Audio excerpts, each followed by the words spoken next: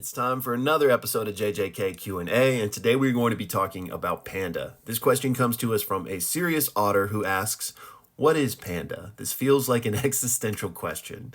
So, Panda is basically a cursed corpse, a very advanced cursed corpse. And what are cursed corpses? Well, if you'll recall, they are inanimate objects that have been imbued with cursed energy in order to perform a function, like we saw in season 1 with this one that Gojo used to help train Yuji. Both that cursed corpse and this one that was used as Yuji's entrance exam were created by Principal Yaga, because that is his curse technique to essentially create these cursed corpses. However, unlike Panda, these are very simple. They only exist to perform like a singular task. In addition to that, they can only perform that task with cursed energy that is imbued into them or provided to them. They cannot generate their own cursed energy. So Panda is very special because not only did Panda achieve consciousness and has his own agency, but Panda also creates and uses his own cursed energy. He does not need cursed energy input from Yaga.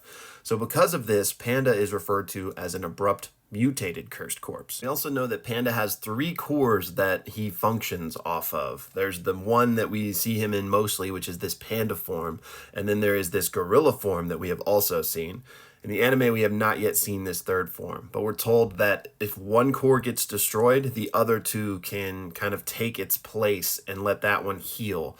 So in a way, Panda has 3 lives. That's pretty much the gist of Panda from an anime-only perspective. There is a bit more light I can shed on this from the manga, but that's obviously manga spoilers. So if you don't want to know, now's your chance to scroll away. So like I mentioned, Panda is very special. Like, this is not something that was known to be able to be a thing. For someone to be able to create a fully conscious, autonomous being able of producing its own cursed energy. So this scared a lot of the higher ups in Jujutsu Kaisen. They were afraid of Yaga because they thought he could potentially create an army of these beings, right?